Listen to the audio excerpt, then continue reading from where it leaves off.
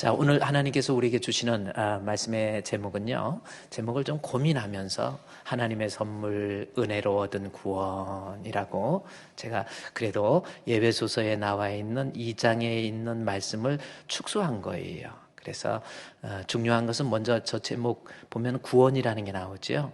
구원. 여러분 구원이라고 하는 거.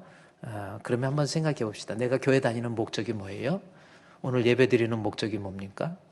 내가 교회에서 신앙생활하는 목적이 뭐예요? 그래요. 우리 그래요.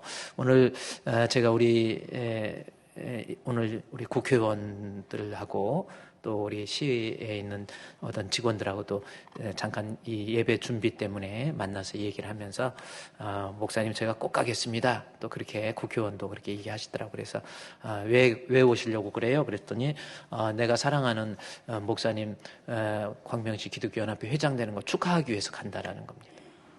그래서 제가 그랬어요. 의원님 그거 아니에요. 교회 다니는 목적은 누구를 축하하기 위해서, 누구 만나서 뭐 힘이 되기 위해서, 뭐 위로를 받기 위해서, 내가 좀 마음이 편안해지기 위해서, 또 교회에서 행해지는 여러 가지 신앙적 제 행위 중에서 기도라고 하는 것을 통해서 하나님께 부르짖어서 내가 응답을 받아서 물질적으로도 또 육신적으로도 잘 되기 위해서 그렇게 교회 다니는 거 아닙니다. 그랬어요. 교회 다니는 목적은 하나예요. 예수 믿고 구원받는 거예요. 여러분 한번 생각해봐요. 나는 왜 교회 다녀요? 예수 믿고 구원받는 것이 내가 신앙생활하는 거에 가장 궁극적인 목적이 되어야 돼요. 이 사실에 대해서 베드로가 베드로전서 1장 9절 말씀에서 그대로 이야기를 해요. 흩어져 있는 그러한 그리스도인들에게 너희들이 핍박 속에서도 그렇게 예배드리고 말씀 배우고 하나님 앞에 신앙을 지키는데 그 신앙을 지키는 이유가 뭐냐, 목적이 뭐냐는 거죠. 믿음의 결국은 뭐냐면 골이라는 뜻입니다.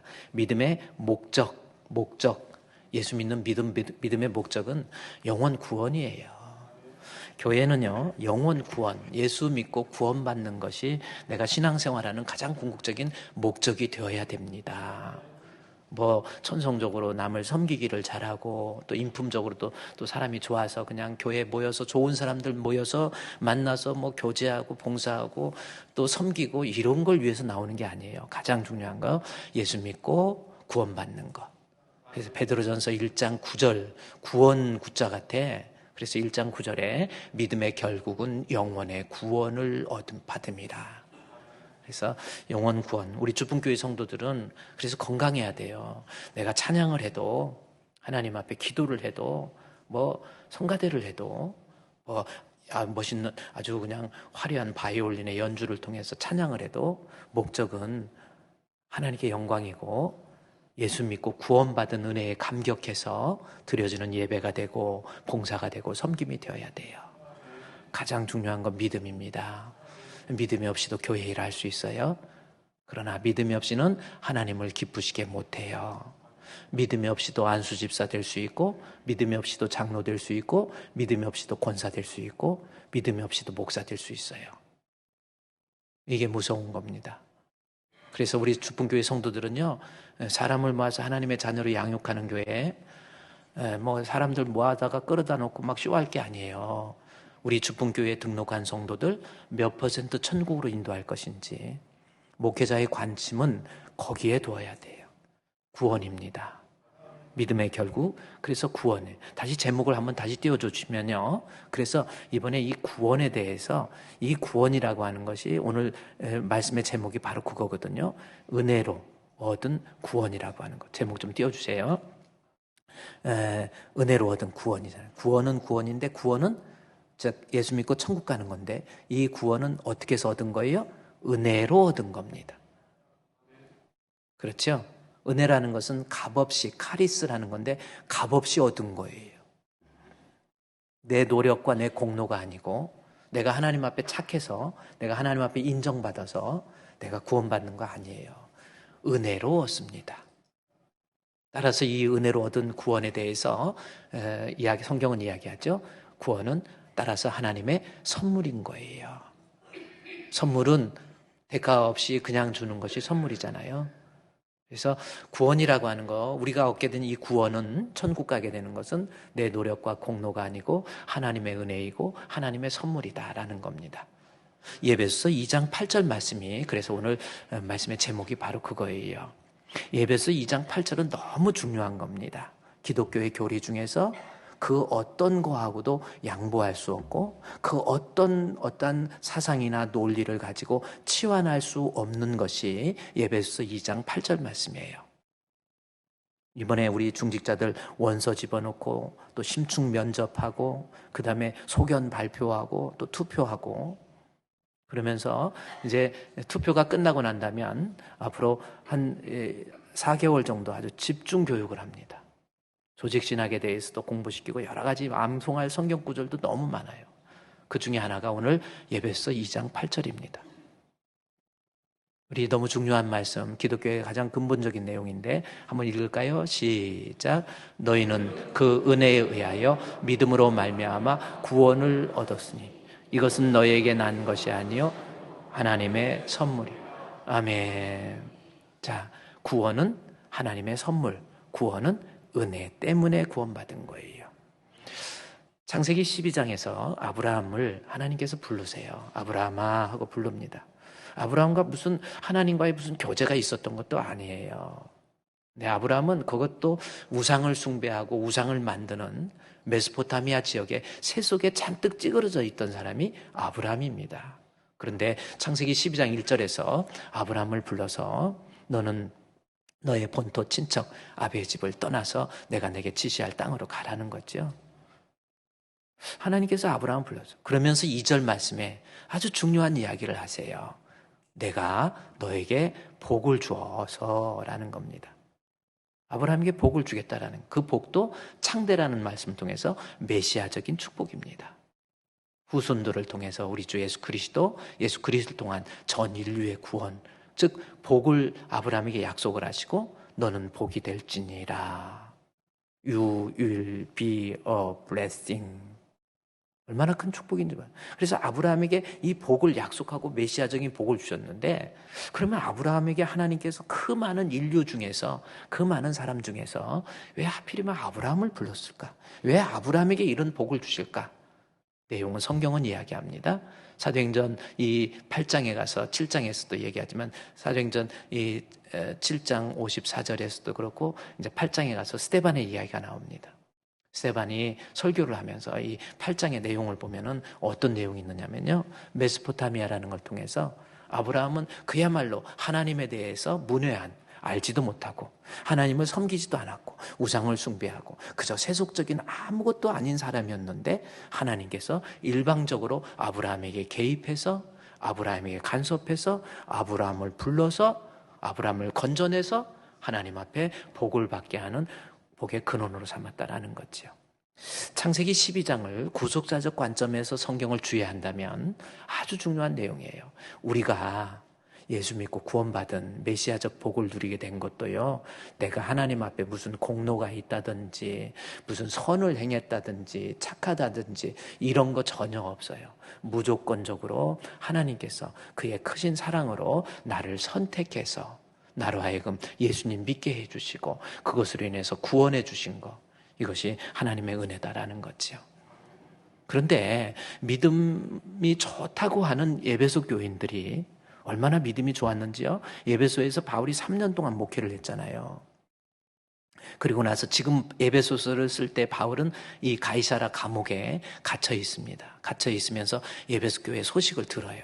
그랬더니 에베소 교회의 소식이 얼마냐면 막 믿음이 풍성하고 사랑이 풍성하고, 그러니 주의 종으로서 바울로서 옥중에 있을 때 얼마나 행복했는지 몰라요. 성도가 믿음이 너무나도 믿음 생활도 잘하고 믿음도 좋고 사랑도 풍성하고 소망도 있고 너무너무 바울이 좋았어요. 자, 그 내용이 어디냐면 1장 15절 말씀입니다. 1장 15절 말씀에 이로 말미암아 주 예수 안에서 1장 15절에 너희의 믿음 그리고 성도를 향한 사랑, 내가 들었는데 그거 듣고 감사하기를 그치지 않았다. 너무 행복하다. 너희들 믿음 좋다니까 너무나도 행복하고, 너희들 성도들끼리 서로 사랑한다니까 믿음의 모습으로서 사랑이 나타나니까 얼마나 좋아요. 그리고 천국에 소망을 두고 있다는 그러한 소식을 듣고 바울이 너무 기뻤어요. 그런데 기뻐서 편지를 쓴 것이 아니라, 그러나 중요한 거, 믿음 좋다고 소문도 나고 믿음의 역사도 있고 이렇게 사랑의 모습도 있고 소문이 났는데, 막상 어려움이 있을 때 하나님 앞에 감사하지 못하고 곁길로 가고 딴 길로 가고 원망하고 불평하는 그러한 모습을 듣고 쓴 편지가 에베소서란 말이에요. 그러면 에베소서에서 쓴 내용의 핵심은 뭡니까? 너희들 믿음 좋다고 하는데 너희들이 왜 이렇게 감격이 없니? 뜨거움이 없니? 신앙생활을 해도 기쁨도 없고 감격도 없고 그냥 교회 습관적으로 다니고 왜 그러니? 이유가 있다라는 겁니다. 그 이유가, 그래서 그 이유를 놓고 하나님, 이 에베소 교회에도 이런 역사가 있기를 기도합니다. 그러는 거예요. 무슨 내용인가 봤더니 17절 말씀입니다. 에베소 1장 17절, 우리 주 예수 그리스도의 하나님 영광의 아버지께서 지혜와 계시의 영을 주사, 아주 중요한 거예요. 지혜와 계시의 영, 성령이죠. 하나님 에베소 교회 성도들에게 성령을 부어주셔서 그들로 하여금 나를 구원해 주신 것, 이 구원의 감격이 얼마나 뜨거운가를 알게 해 주시옵소서. 이거예요. 지혜와 계시의 영을 줘서 하나님을 알게 하시고 너희 마음의 눈을 밝히시고, 그다음에 부르심의 소망이 무엇이고 영광의 기업의 풍성함이 무엇인가를 하나님 알게 해주시고, 그들을 위해서 19절 말씀에 힘의 유력으로 역사하심, 하나님의 능력의 역사, 이런 거. 그다음에 마지막에 뭐랍니까? 너희로 알게 하기를 뭐 한다고 그랬어요? 기도한다, 구한다라는 거죠. 그러니까 지금 에베소서를 기록하면서 바울의 카메라 초점이 어디 있는지 보십시오. 에베소 교회 믿음 좋다는 게 있다는 게 아니에요. 오늘날 마찬가지거든요. 교회에서 신앙생활 어렸을 때부터 하고 믿음도 좋고 막 그래요. 막 교회 일이라면 열심도 해요. 그래요. 그러나 아직도 지혜와 계시의 영을 받지 못해서, 지혜와 계시의 영을 통해서 부르심의 소망이 뭐고 구원의 은혜가 뭔지를 깨닫지 못하니까, 소위 말하는 구원의 감격이 없으니까 아무것도 아닌 거 가지고 오해하고 불평하고 신앙생활하면서 곁길로 가고 딴 길로 가고 예배를 드려도 기쁨도 없어요. 그냥 억지로 예배 드리는 거, 그거 왜 그렇습니까? 지혜와 계시의 영을 통해서 내가 아직 깨닫지 못하기 때문에 그러는 거예요. 바울은요, 하나님, 에베소 교회 성도들 믿음 좋다고 하는데 아직 이것을 잘 깨닫지 못해요. 그 깨달아야 될 내용이 뭡니까? 바로 에베소 1장 3절부터 1장 14절까지 말씀. 뭐예요? 하나님의 나라의 선택하심을 통해서 이루어진 구원의 은혜예요. 하나님, 에베소 교회 성도들로 하여금 구원의 은혜를, 구원의 감격을 깨닫게 해주셔서 그들로 하여금 부르심의 소망이 무고 구원이라는 것이 무엇인지도 하나님 알게 하옵소서 라고 바울이 간절히 기도하고 있다라는 겁니다. 그래서 깨닫고 나니까, 그러면 깨닫고 나니까 거기에서부터 뭐가 나온 거예요? 에베소 1장 3절에서 찬송, 정말 나를 구원해 주신 것이 하나님의 은혜로 된 것을 깨달으니까 그때부터는 찬송이 나온 거예요. 하나님 앞에 찬송, 감사, 그래요. 여러분, 교회 오래 다니면서도 아직도 그 입술에서 찬송, 감사, 뱀을 잡아서 사람이 껍질 벗기면 죽지만 지가 허물 벗으면 엄청나게 크는 거예요. 내가 기뻐서 하나님을 찬양하는 거예요. 구원의 감격이 있으면 지혜와 계시의 영을 하나님께서 주셔서 나를 구원해 주신 것이 얼마나 크신 은혜인가를 깨닫게 되면 하나님 앞에 찬송을 부를 때도 뜨겁게 부르는 거예요. 그래서 우리 예배 시작할 때 우리 여러분 찬송 딱 그 자리에서 일어나셔서 나를 구원해 주신 하나님 앞에 송축해 내 영혼아, 내 영혼아, 거룩하신 이름. 그래요. 이전에 없었던 노래로 나 주님을 경배해. 지혜와 계시의 영을 받지 못하니까 구원의 감격이 없는 거예요. 에베소 교인들처럼 믿음은 있다고 하지요. 그런데 뜨거움도 없고 기쁨도 없고 감격도 없어요. 신앙생활을 해도 이거 언제까지 이렇게 끌고 갈 겁니까? 우리 인류에게, 우리 인간들에게 넘겨진 그다음 위대한 유산이라는 책이 있습니다. 이 스미스 위그스워스 윌리엄 윌버 포스가 쓴 책이에요. 위대한 유산이라는 책.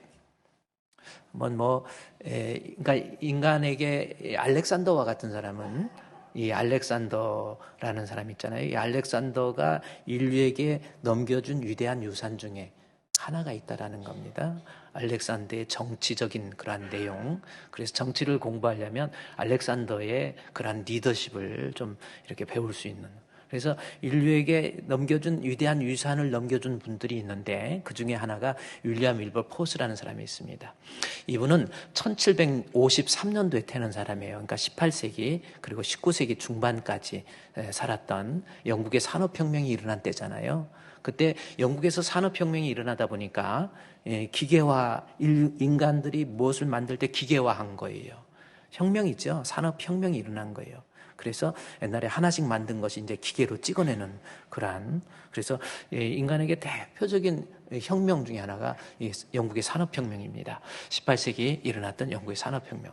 그런데 이 산업혁명을 이게 바치고 있었던 것이 뭐냐면 노예제도예요. 일을 할 수 있는 인력이 있어야 되잖아요. 그때 당시에 영국은 귀족들에 의해서 다스려지는 그러한 영주 정치적인 그러한 모습이 있기 때문에 일하는 사람이 많지 않았어요. 그래서 영국의 산업혁명을 가동하기 위해서는 아프리카 같은 데 가서 흑인들을 잡아다가 노예 상인도 생기고 노예를 매매하게 되고 노예선이 생겨서 배로 싣고 오고 뭐 이러면서, 그래서 노예가 없으면 이 영국의 산업 기반이 무너져 버리는 그러한 상황. 그래서 노예가 있으니까 일을 하니까 이제 영국 사람들이 조금 더 귀족적인 생활도 할 수 있고 참 좋았어요. 그런데 윌리엄 윌버 포스가 성경을 읽고 진리를 알다 보니까 이거는 아니야. 하나님께서는 노예 제도를 원하지 않으세요. 하나님 기뻐하는 모습이 아닌 거예요. 그래서 안 되겠다 해서 노예 제도를 폐지하기 위해서 젊은 나이에 영국의 국회의원이 돼가지고 국회에 들어가서 계속 평생 동안 영국의 노예제도 해방을 위해서 노력을 합니다. 그래가지고 국회 때마다 가서 노예제도 해방해야 된다. 그래서 결국은 그가 죽기 몇 개월 전에 영국에서 노예제도가 해방이 돼요. 근데 노예제도 해방이 되니까 영국의 산업이 대혼란이 일어나기 시작하죠. 일하는 일꾼이 없는 거예요. 귀족들이 어떻게 일합니까? 그러다 보니까 이때부터 사회 구조가 바뀌기 시작하는 거예요. 그래서 일하는 사람, 노동자가 대접을 받게 되고, 귀족이고 뭐고 먹고 살아야 되니까 일해야 돼 이제. 그러면서 거기에서 사회적인 그러한 경제적인 변화가 사회적인 변화를 촉발시켜서 일어난 게 뭡니까? 데모크라시라고 하는 민주주의예요. 오늘 여러분이 누리고 있는 이 민주주의 있잖아요. 윌리엄 윌버 포스 한 사람이 인류에게 넘겨진 유산이에요. 그래서 위대한 유산이라는 책에 바로 저 책입니다. 오늘 방송실에서 이렇게 띄워줘서 고마워요. 윌리엄 윌버 위대한 유산. 그래, 윌리엄 윌버 포스라는 사람이 대단해. 인물도 그런 대로 괜찮죠? 그린 거지만은 이렇게 했으니까 그런 대로 괜찮아 보여요. 근데 저분이 영국의 산업혁명을 일으켜가지고 그래서 이제부터는 민주주의라는 것이 생긴 거예요. 자기가 정당하게 일해서 누구나 다 일해서 자기가 알아서 먹고 살고, 이것이 인류에게 준 아주 큰 위대한 유산이었는데, 저 윌리엄 윌버 포스 혼자서 노예제도를 폐지한다는 것은 무리였어요. 이것이 안 되지요. 안 되니까 어떻게 합니까? 윌리엄 윌버 포스가 하나님 앞에 기도하면서, 하나님, 이거 어떻게 노예제도를 영국에 폐지해야 되는데 어떡합니까? 하고 기도하다가 생각났던 사람이 윌리엄 피트라고 하는 사람입니다. 윌리엄 피트는 그 당시에 영국의 총리예요. 1700년도 후반 그리고 1800년도 초반에 1800년도 초반에 영국의 총리였어요. 총리로 하여금 노예제도를 폐지하자 그랬더니 씨도 안 먹혀.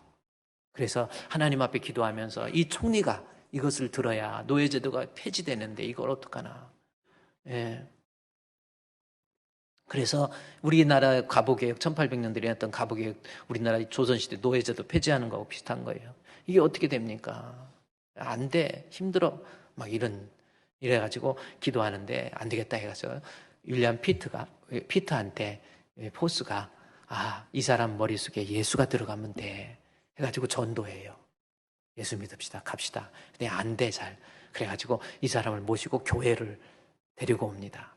교회를 데려오는데 세실 목사님이라고 그분이 설교를 쫙 하니까 윌리엄 포스하고 피트하고 같이 앉아서 여보게 오늘 말씀 들어보게. 말씀을 듣는데 세실 목사님이 설교를 하는데 마음속에 이 윌리엄 윌버 포스의 마음속에 막 눈물이 툭툭 들어요. 너무나도 감사하고 감격이고. 그런데 옆에 따라왔던 윌리엄 피트는 그냥 이러고 쳐다만 보고 있는 거예요. 그래서 왜 그래? 가자. 그랬더니 왜 그래? 그랬더니 오늘 은혜가 하나도 안 돼? 그랬더니 은혜가 무슨 말인지 하나도 모르겠대. 학문적으로 이 총리가 머리가 나쁜 게 아니에요. 하나도 모르겠다고. 은혜가 안 된다고. 아니 오늘 내가 얼마나 나는 은혜 받았는데 근데 이 친구는 은혜를 못 받은 거예요. 그래가지고 그때부터 윌리엄 이 포스가 기도한 겁니다. 하나님, 이 총리 윌리엄 피트의 머릿속에서 하나님의 말씀을 하나님께서 지혜와 계시의 영을 주사, 오늘 본문에 나와 있는 말씀이에요. 에베소 1장 17절에 나온 것처럼 윌리엄 피트의 마음속에 지혜와 계시의 영을 주사 부르심의 소망이 무엇인지도 알게 하시고 하나님의 말씀의 진리도 깨닫게 해주시고 하나님을 더 알게 해주시고 그걸 놓고 계속 기도하는 거예요. 기도하고 기도하는데요. 우리가 이 땅에 살면서 어떤 문제를 놓고 하나님 앞에 정직하게 기도하면 하나님께서 이 세실 목사님 똑같은 목사님인데 설교할 때 데려와서 오늘도 듣고 하는데 어느 날 갑자기 그 마음속에 이 피트의 마음속에 뜨거운 감동이 오는 거예요. 말씀을 듣고 눈물을 흘리는 겁니다. 그래, 자네 말이 맞네. 우리 노예제도 폐지하세. 해가지고 두 사람이 의기투합해서 영국의 노예제도를 폐지하고 인류에게 데모크라시라고 하는 위대한 민주주의를 유산으로 넘긴 거예요. 오늘날 여러분이 이렇게 신앙생활 하고 있잖아요. 에베소 교회 성도들처럼 모여서 잘 신앙생활해요. 믿음도 있고 사랑도 있고 소망도 있고 얼마나 좋습니까? 그런데 정말 하나님 앞에 지혜와 계시의 영을 받지 못해서 나를 부르신 주님의 사랑이 얼마나 큰지 이걸 깨닫지 못하는 사람이 있단 말이에요. 구원의 감격이 무엇인지도 몰라요. 습관적으로 교회 다니는 거지. 여러분, 오늘 예배소 교회에 주신 바울의 서신이 우리의 서신이 된 줄로 믿습니다. 여러분이 기도할 때도 하나님, 나에게도 지혜와 계시의 영 성령을 부어주셔서 나로 하여금 부르심의 소망이 무엇인지도 알게 해주시고 우리 예수님이 어떤 분이고 하나님이 어떤 분인가를 나로 하여금 깨닫게 해주셔서 나를 구원해 주시기 위해서 십자가에 못 박혀 죽으신 주님의 은혜가 얼마나 큰가를 내게 알게 해주셔서 이것이 구원의 은혜를 깨닫고 라는 말씀. 그러면 오늘 주신 말씀은요, 에베소 1장에서 1장 1절에서부터 14절까지는 구원이라고 하는 것은 하나님의 은혜로 선택으로 구원받았다. 그런데도 15절에서 너희는 믿음이 좋은 것 같지만 아직은 진짜 신앙이 아니라는 거예요. 문제는 뭡니까? 성령의 조명을 통해서 하나님 나를 구원해 주신 은혜가 얼마나 큰가를 깨닫기를 내가 간절히 기도한다. 그러면서 그 구원의 감격을 지혜와 계시의 영을 통해서 깨닫게 되면 어떻게 되는지, 아니 어떤 모습으로 내가 나타나야 진짜 구원의 감격을 깨닫고 있는 건지 그것을 알아야 됩니다. 바울은 계속해서 2장에 가서 보십시오. 에베소 2장 9절 말씀에서 8절 말씀에서도 우리가 잘 아는 너희는 그 은혜에 의하여 믿음으로 말미암아 구원을 받았으니 이것이 너에게 난 것이 아니요 하나님의 선물. 너무 중요한 말, 하나님의 은혜로 구원받았다라는 것을 1장의 내용을 다시 요약해서 이야기한 겁니다. 하나님의 은혜로 구원받았다. 그러면서 그 구원의 감격을 깨닫고 있다고 한다면 나타나는 현상이 뭔가라는 겁니다. 두 가지예요. 에베소 2장에서 1장을 통해서 구원의 감격을 깨닫기를 원한다. 그러면서 깨닫게 되면은 2장 1절부터 쭉 나가서 첫 번째가 뭡니까? 7절에 나와요. 이는 그리스도, 이는 자 깨닫기를 원한다 해서 구원의 감격을 깨달으면 그리스도 예수 안에서 우리에게 자비하심으로써 그 은혜의 지극히 풍성함을 오는 여러 세대에 나타내는 거예요. 예, 그러니까 오는 여러 세대라는 것은 내 아기, 내 아들 뭐 이어지는 세대가 아닙니다. 오는 여러 각 나라의 정세와 권세에 의해서 예수 믿기를 거절하고 있는 세계 그러한 즉 복음을 전파하는 데 있어서 힘든 일들 오는 세대라는 말을 통해서 표현하고 있고요. 오는 세대, 즉 복음 전하기 힘들어도 구원의 감격을 진짜 깨닫게 되는 진짜 구원의 감격이 있는 신앙이 있는 사람이라고 한다면 밖에서 예수가 그리스도이심에 대해서 나타낼 줄 아는 거예요. 그것도 전한다는 말을 나타낸다라는 표현으로 바꾸었죠, 바울이. 말로만 예수 믿으세요, 예수 믿으세요. 그걸로 나타나는 것이 아니라 내 삶을 통해서, 내 모습을 통해서 아, 나는 저 사람 같은 사람 되고 싶어. 나 예수 믿고 싶어. 라는 그러한 감동을 진짜 예수 믿는 모습을 내가 갖게 되면 그것을 통해서 다른 사람에게 복음이 전달되는 그러한 역사가 있다라는 겁니다. 여러분, 구원의 감격, 하나님의 은혜로 구원 얻은 것을 진짜 지혜와 계시의 영을 통해서 깨닫게 된다면 이는 그리스도 예수 안에서 우리에게 자비하심으로써 은혜의 지극히 풍성함을 오는 여러 세대에 전도할 줄 알아야 돼요. 예수 믿는 거 그래요? 목사님, 나 구원의 감격을 알았어요. 그래서 예수 믿고 나니까 너무 행복해요. 그래가지고 교회 안에서 모여서 나 자유 얻었네, 너 자유 얻었네, 우리 모두 자유 얻었네, 막 이런 찬양도 하고 나 자유 얻었네, 너 자유 얻었니, 우리 모두 얻자, 뭐 이렇게 하든지. 그 다음에 나 구원 얻었네, 너 구원 얻었네 하고 박수치고 찬양, 우리끼리 행복해 하라고 나를 구원해 주신 것이 아니에요. 나를 구원해 주신 진짜 목적은 뭡니까? 나로 하여금 예수 믿고 그 구원의 감격을 다른 사람에게 나타내는 거, 전도하라고 나를 구원해 주신 거예요. 이 사실에 대해서 바울이 에베소서에서 진짜 예수 믿는 믿음이 있으면 다른 사람에게, 다른 오는 세대에게 예수가 그리스도이심을 전해주는 거, 이것을 얘기하는데 이 내용을 바울이 구체적으로 어떻게 설명하고 있는지 성경을 봐야 됩니다. 에베소 2장 1절 말씀부터 한번 보십시오. 자, 깨닫게 해달라고 그랬죠. 그러면서 바울이 에베소 교회 성도들로 하여금 깨닫기를 원하면서 내가 어떤 존재였는가를 먼저 설명을 해주고 있는 거예요. 에베소 2장 1절 말씀에 허물과 죄로 죽었던 너희를 살리셨도다. 아주 중요한, 내가 누구인가라는 것을, 하나님 앞에 나는 어떤 존재인가를 정확히 깨달아야 돼요. 우리는 누굽니까? 허물과 죄로 죽었다, 이렇게 표현하고 있는 거예요. 허물은 뭐고 죄는 뭡니까? 우리가 허물과 죄로 죽었다라는 거예요. 그러면 여기서 죄가 뭔가라고 하는 거에 대해서 죄라고 하는 것이 뭡니까? 이 죄 때문에 죽은 거거든요. 죄가 뭐예요? 이렇게 물으시면 살인죄, 간음죄, 여러 가지 죄. 아니에요. 여기서 성경에서 말하는 죄, 나를 하여금 영혼을 죽게 만들었던 이 죄가 뭐냐면, 죄라고 하는 것은 헬라어로 보면 하말티아라는 겁니다. 이 하말티아라고 하는 것은 화살을 쐈을 때 관역에서 벗어나 버린 거예요. 관역을 맞추지. 그래서 관역에서 이탈했다라고 하는 겁니다. 이것이 문자적인 하말티아의 의미예요. 근데 이게 죄라는 겁니다. 관역에서 벗어난 것이 죄라는 겁니다. 이에 대해서 존 스토트라고 하는 사람, 2011년도에 돌아가셨으니까 그렇게 멀리 있는 분이 아닙니다. 아주 유명한 부흥사이기도 하고 신학가이면서 신학적인 사상을 책으로 아주 잘 쓴 문필가이기도 합니다. 존 스토트가 이 부분에 대해서 죄라고 하는 것이 뭔가에 대해서, 죄라고 하는 것은, 죄가 뭔가 잘 들으세요. 목적에서, 관역에서 벗어났다는 게 아니라 인간의 창조 목적에서 벗어난 인간, 이게 죄라는 겁니다. 창조의 목적에서 벗어난 인간. 존 스토트가 그의 책 기독교의 기본 교리라고 하는 그 책이 있어요. 존 스토트가 강해를 아주 잘해요. 그래서 기독교적으로 죄가 뭔가라고 하는 거에 대해서 베이직 크리스천이티라고 하는 저 책입니다. 여기에 보면은 기독교의 기본 교리에서 기독교에서 말하는 죄가 뭔가, 살인죄, 간음죄 이런 거 뭐 윤리적으로 도덕적으로 범죄한 그런 내용을 말하는 것이 아니고, 죄라고 하는 것은 뭐냐면 인간이 창조한 목적에서 벗어난 거예요. 그게 죄라는 겁니다. 그러면 여러분, 그러면 나를 창조하신 목적이 뭡니까? 나를 지으신 목적이 뭐예요?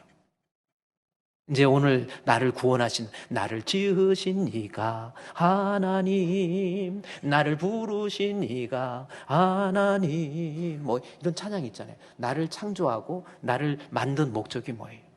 잘 이해가 안 갑니까?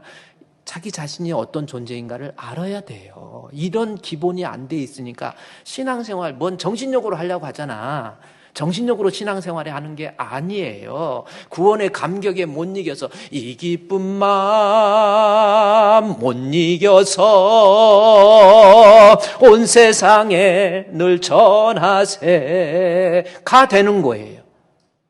막 정신적으로 내가 참석해야 되느니라, 예배 빠지면 목사님이 나를 어떻게 생각할까, 막 이런 걸로 신앙생활하는 게 아니에요. 그래서 이 구원이라고, 인간의 창조 목적이 뭔지 보세요. 인간이, 예를 들어서 이 마이크를 인간이 만들었잖아요. 만든 목적이 뭐예요? 소리를 증폭하라고 만든 거예요. 인간을 창조한 목적이 뭡니까? 그러면 이게 마이크가 인간이 소리를 증폭하라고 그랬더니, 여기에 얘가 지금 자유의지가 없어서 그렇지, 자유의지를 집어넣어줬더니 이것이 소리를 증폭 안 하고 밖에 나가서 놀러 다니고 바람 쐬고 다니고, 이것이 지가 이거 목적에서 이탈한 거, 이게 죄라는 겁니다. 자, 그러면 인간은 어떻게 창조되냐면 하나님의 참된 지식과 의와 거룩, 하나님의 형상을 따라서 지음받은 것이 우리 인간이에요. 아멘. 분명히 보세요. 인간하고 동물하고 틀리잖아요. 어디 원숭이가 진화, 아니 원숭이하고 진화했으면 지금도 원숭이, 반은 원숭이고 반은 사람이고, 이런 진화 중간 단계가 있어야 되잖아. 하나님이 인간을 인간으로 하나님의 형상을 지어서 만든 거고, 거기에 인간의 자유의지를 주신 거예요.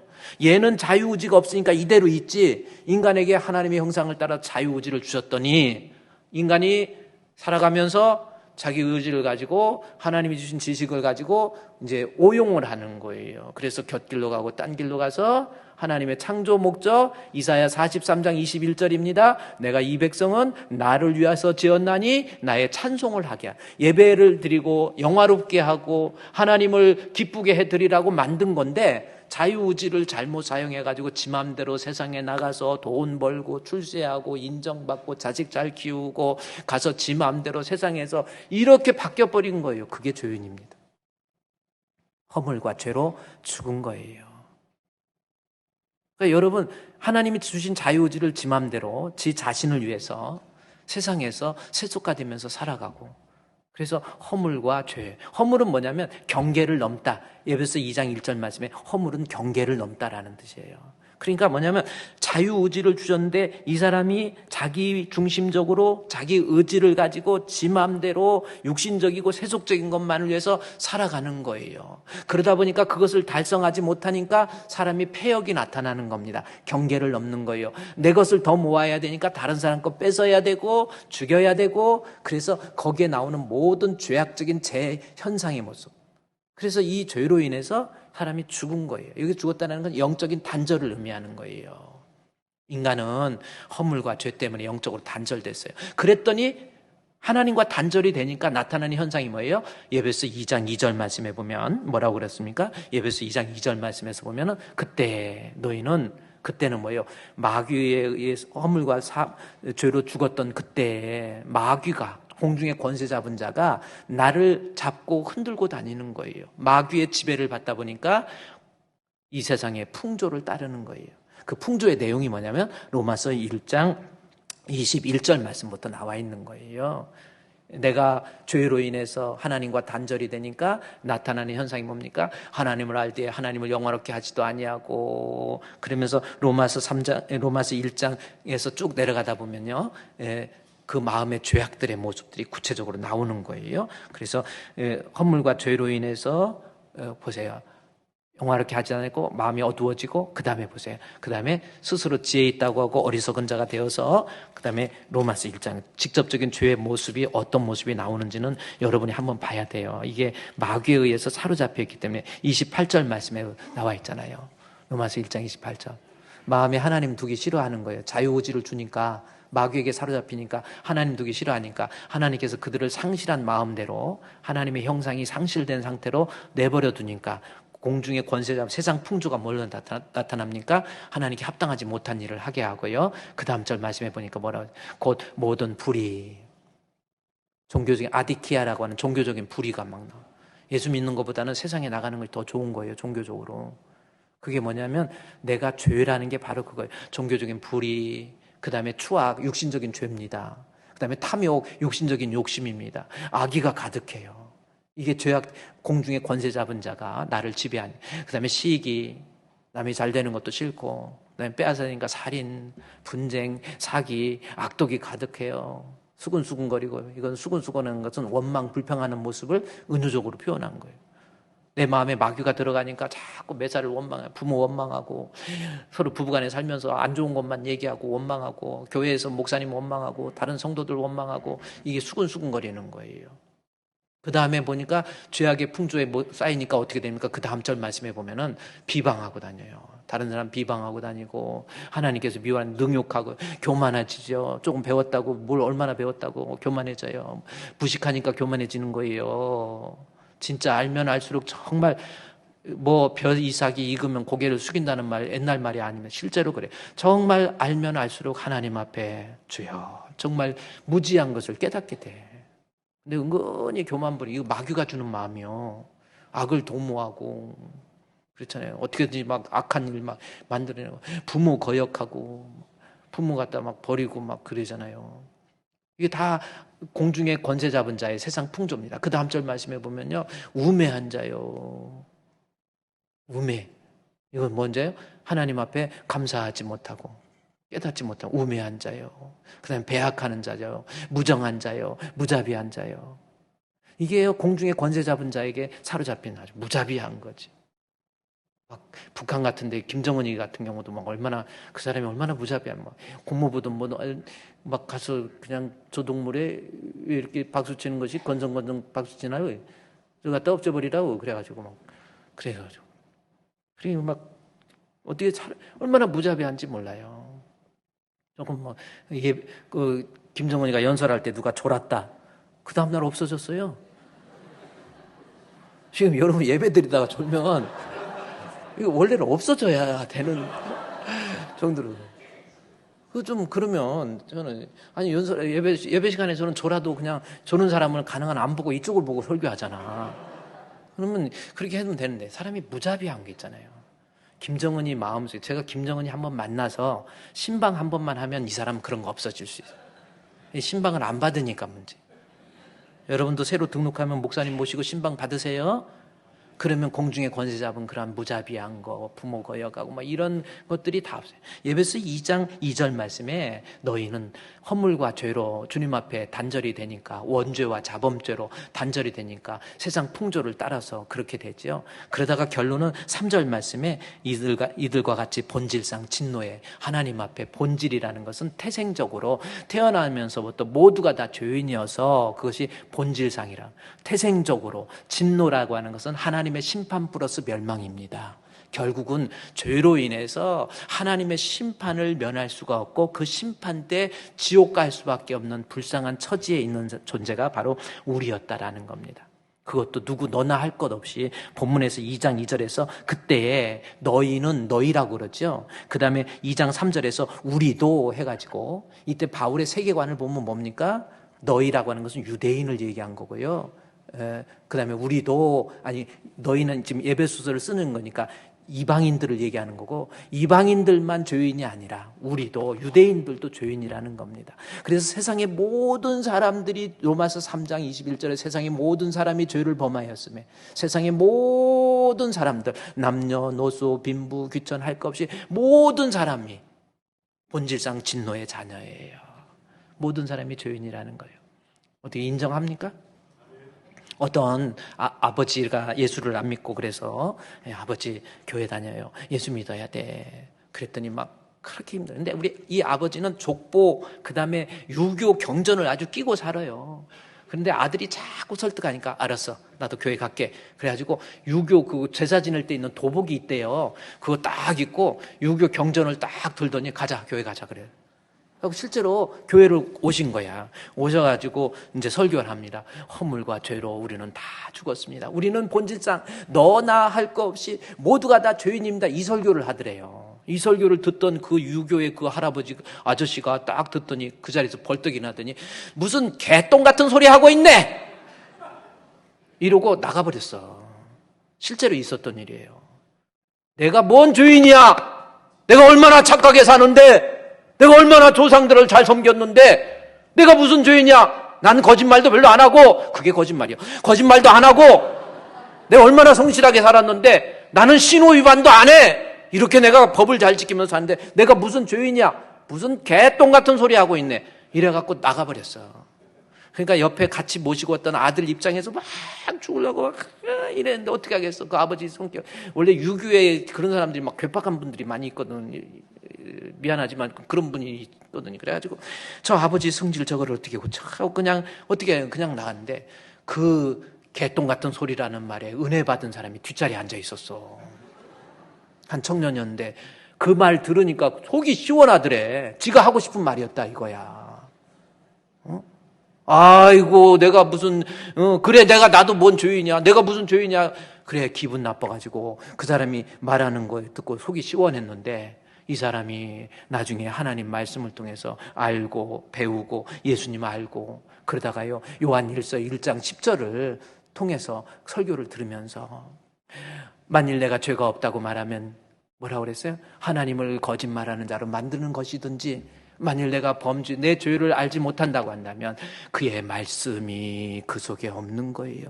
이것을 깨닫고 하나님 말씀이 내 안에 없구나 하고 말씀을 읽고 듣고 묵상하고 은혜 받고 그러면서 나는 하나님 앞에 죄인입니다. 전부여 의지 없어서 소혼 들고 옵니다.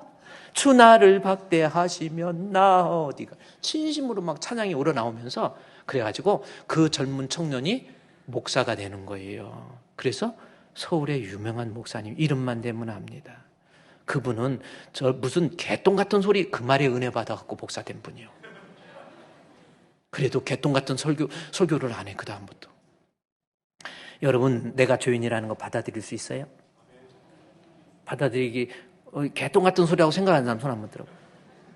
우리는 다 죄인입니다. 말씀을 깊이 알고 깨닫게 되면 나는 주님 앞에 죄인이에요. 그 죄로 인해서 끝나는 것이 아니에요. 허물과 죄로 죽었던 우리를 결국은 2장 3절의 본질상 진노 하나님 앞에 멸망받을 수 없었는데 그 다음에 4절 보십시오. 4절이 뭡니까? 긍휼이 풍성하신 하나님이 우리를 사랑하신 그 큰 사랑을 위하여 허물로 죽은 우리를 그리스도와 함께 살리셨고 또 함께 일으키시사 그리스도 예수 안에서 하늘에 앉혀주셨다. 이야 이게 뭐예요? 결국은 누구나 다 죄인이고 누구나 다 멸망할 수밖에 없는 죄인인데 하나님께서는 이 4절 말씀에 긍휼이 풍성하다라는 겁니다. 긍휼이 뭡니까? 히브리어로 보면 헤세드예요. 하나님의 불쌍히 여기는 마음 플러스 사랑이에요. 그러니까 인간이 결국 죄로밖에 인해서 죽을 수밖에 없는 인간이 하나님이 주신 자유의지로 인해서 타락하고 곁길로 가고 원죄와 자범죄로 죽을 수밖에 없는 인간을 그냥 바라보시는 것이 아니라 불쌍히 여겨서 그걸로 끝난 것이 아니고 하나님이 우리를 사랑하신 그냥 사랑이 아니고 그 큰 사랑 그 큰 사랑의 표현이 나를 죽을 수밖에 없는 나를 살리시기 위한 하나님의 긍휼이 큰 사랑으로 나타나는데 그 큰 사랑이 뭐예요? 뭘 표현해서 나타납니까? 그 다음 절부터 강조하는 게 있어요. 허물로 죽은 우리를 그리스도와 함께 나를 구원해 주시기 위해서 우리 주 예수 그리스도 십자가에 못 박혀 죽어요. 그래서 그리스도와 함께 그 다음 절 6절 말씀에서도요. 함께 일으키시고 예수 그리스도 안에서 함께 그 다음에도 계속 강조하는 것이 예수 그리스도와 함께 하늘에 앉혀 천국 가도록 만들었다라는 거죠. 그러니까 죄로 인해서 죽을 수밖에 없는 나를 살리시기 위한 하나님의 긍휼의 표현이 예수 그리스도의 십자가의 죽으심을 통해서 나를 구원해 주셨다라는 거죠. 이것을 예배소 교인들이 깨닫지 못한 거예요. 아니 예배소 교인이 깨닫지 못한 것이 아니라 오늘날 내가 신앙생활하면서 정말 나 구원해 주시기 위해서 십자가에 못 박혀 죽으신 예수님을 진짜 깨닫느냐는 거예요. 하나님 지혜와 계시의 영을 하나님이 부어주셔서 나를 구원해 주시기 위해서 십자가에 못 박혀 죽으신 우리 주님을 깨닫게 해 주시옵소서. 이것이 오늘날 우리를 향한 바울의 기도예요. 구원의 감격을 깨달아서 하나님 그 입술에서 주님의 찬양 하나님 그 주신 사랑은 측량 다 못하며 영원히 변치 않는 사랑 성도여 찬양하세. 정말 하나님의 구원의 은혜를 여러분이 지금 깨닫고 있습니까? 생각해 보세요. 교리적으로, 문자적으로, 아니 관념론적으로 신앙을 이해할 게 아니란 말이에요. 예배소 교인들처럼 믿음 좋다고 소문날 게 아니라 하나님 지혜와 계시의 영을 부어주셔서 부르심의 소망이 얼마나 크며 우리에게 주시기로 약속한 그 기업 천국의 영광의 풍성함을 알게 해주시옵소서 아는 거죠. 그래서 지혜와 계시의 영을 통해서 나를 구원해 주신 그것이 구원의 감격이고 그것을 깨닫게 해달라고 바울이 기도하고 그것을 깨달은 자가 나타나는 현상이 뭡니까? 그 다음에 나와 있죠. 여기 4절 보세요. 4절부터 자세히 보세요. 구원의 은혜를 깨닫으면 긍휼이 풍성하신 하나님이 우리를 사랑하신 그 큰 사랑을 위해서 허물로 죽은 우리를 그리스도와 함께 살리셨고 그랬죠? 살리시고 그 다음에 또 함께 일으키사 그 다음에 앉히시고 동사가 3개입니다. 죽었던 나 예수님의 죽으심이에요. 그 다음에 살리시고 일으키사라는 것은 부활을 상징하는 단어입니다. 에게게르테라고 하는 부활을 상징하는 단어란 말이에요. 예수님의 십자가의 죽으심, 예수님의 부활, 그것으로 인해서 앉게 해주신 것. 이것이 하나님의 긍휼이고 하나님의 은혜이고 하나님의 사랑이고 그래서 예배서 2장 8절 말씀에 우리는 그 은혜를 위하여 믿음으로 말미암아 구원을 얻었나니 이것이 너에게 난 것이 아니고 하나님의 선물. 할렐루야. 이것을 진짜 깨달으면 어떤 역사가 있습니까? 여기 본문의 7절 말씀에 6절에서부터 함께 일으키시고 그 다음에 7절에 이는 그리스도 예수 안에서 우리에게 자비하심으로 그 은혜의 지극히 풍성함을 오는 여러 세대에 나타내게 하기 위해서. 그러면 진짜 구원의 감격이 여러분에게 있다고 한다면 아까 얘기했듯이 그냥 나 자유 얻었네, 너 자유 얻었네, 우리 모두 행복해, 너 구원 얻었니, 나도 구원 얻었어, 우리 모두 행복해, 이걸로 끝나는 게 아니라 예수가 오는 세대에 그리스도의 복음을 그들에게 전해줄 줄 알아야 돼요. 진짜 구원의 감격이 있으면, 믿음이 있으면 복음을 전하는 것으로 나타나야 돼요. 여러분 한번 생각해 보세요. 내 자신의 마가복음 16장 15절 말씀에서 보면요, 예수님께서 부활하시고 승천하시기 전에 40일 동안 예수님 제자들을 집중 교육합니다. 믿어라, 내가 바로 메시아, 생명의 주. 계속해서 가리키고 난 다음에 예수님이 승천하시면서 이르시되 온 천하에 다니며 만민에게 복음을 전파하라라는 거. 복음 전도를 명하죠. 그렇죠? 그러니까 뭔 말씀입니까? 예수님께서 부활하시고 나서 너 예수 믿어. 그래, 너 믿었으니까 됐어. 그걸로 끝났습니까? 내가 예수 믿는 믿음으로 끝나는 것이 아니라 믿으면, 진짜 믿음이 있으면 땅끝까지 이르러서 복음을 전하라는 거예요. 믿음이 진짜 없으니까 전도 못하는 거예요. 그 말씀이 뭐냐면 오늘 15절 앞에 14절에 보면은 제자들을 꾸짖어요. 뭡니까? 그들에게 믿음 없는 것과 마음이 완악한 것을 꾸짖으셨다 그랬죠. 이 말을 바꿔 얘기하면 그 다음 절이 복음 전도잖아요. 전도 못하는 이유, 아직 믿음 없는 거라니까요. 착각하지 마십시오. 내가 하나님이 구원해 주신 구원의 감격이 있다고 한다면 그냥 복음 전하지 않을 수가 없는 거예요. 믿음이 없던지 아니면 마음이 좀 완악하든지. 그 완악이 무슨 뜻인가 제가 국어사전에서 찾아봤더니 그 완악의 뜻이 무슨 뜻인가 봤더니 뭐라고 나왔는가, 성질이 억세고 고집스럽고 사나운 자, 이게 완악이더라고. 우리말로 딱 요약하면 성질이 더러운 예. 그러니까 교회 다니면서 성질이 좀 안 좋은 분들, 이런 분들, 믿음이 없던지 뭔가 성질이 뭐 하나님 말씀 듣기도 싫어하고 내 고집만 막 피우고 이런 사람들은 복음, 그래서 마가복음 16장 14절에서 믿음 없는 것과 완악한 것 꾸짖잖아요. 그러면서 16절 5절에서 뭐라고 그랬습니까? 땅끝까지 이르러서 내 증인이 되라는 겁니다. 여러분, 전도 그냥 그게 아니에요. 바울이 깨닫게 해달라고 그러고 두 가지 얘기하거든. 하나는 뭡니까? 다음 세대는 뭐예요? 복음을 듣기 힘들어하는 다음 세대, 어떤 사람이든지 가서 복음을 전하라는 거예요. 진짜 구원의 감격, 믿음이 있으면 나가서 온 세상 위하여 나 복음 전하리. 만백성 모두 나와서 주 말씀 들으라. 정말 온 세상 나가서, 그 다음에 죄 중에 빠져서 헤매는 자들아, 주님의 음성 듣고서 너 구원 받으라. 그 다음에 뭔지 아세요? 전하고, 찬송 띄워, 전하고 기도해. 그 다음에 뭐예요? 매일 증인 되리라. 세상 모든 사람 다 듣고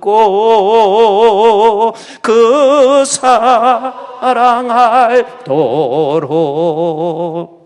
신앙은 관념론적으로 끝나지 마세요. 겨우 내 신앙 관리하기에 급급하고 겨우 예배 참석하기에 급급한 것이 아니고, 늘 나를 구원해 주신 그 구원의 감격, 나를 구원해 주시기 위해서 십자가에 못 박혀 죽으신 예수님을 내가 알고 깨닫게 된다고 한다면 나아가서 전하고 기도해. 어떻게? 매일 증인 되리라.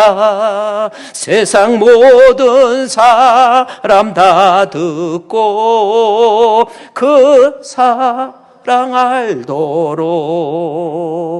할렐루야. 그래도 전도 안 하시겠습니까?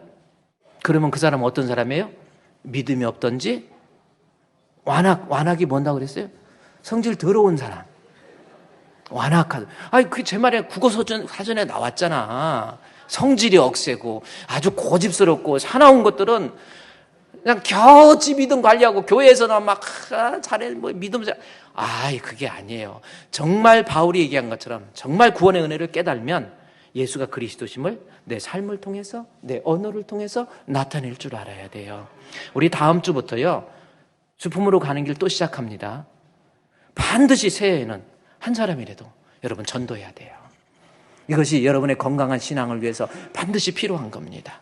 오늘 생각하면서 하나님, 우리 한번 기도해요. 하나님, 오늘 주신 이 말씀대로 구원의 감격을 가지고 온 세상을 향해서 나도 전도할 수 있는 사람이 되게 해 주시옵소서. 예수님의 이름으로 기도합니다. 아멘.